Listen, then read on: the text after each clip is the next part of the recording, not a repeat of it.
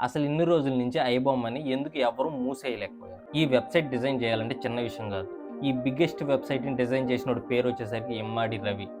ఐబొమ్మకి వాడిన నెట్వర్క్ వచ్చేసరికి సీడీఎన్ content delivery network.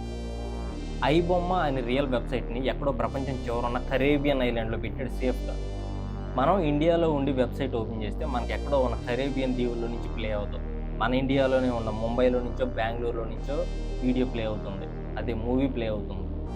ఎందుకంటే ఎక్కడే క్లౌడ్ ఫ్లేయర్స్ లాంటి కంపెనీస్ ఎంటర్ అవుతారో, క్లౌడ్ ఫ్లేయర్ ఏం చేస్తాడంటే ఐబొమ్మ యొక్క సర్వర్స్‌ని ఎంటైర్ ప్రపంచం మొత్తం 110 ఆఫ్ సర్వర్స్‌లో పెడతాయి.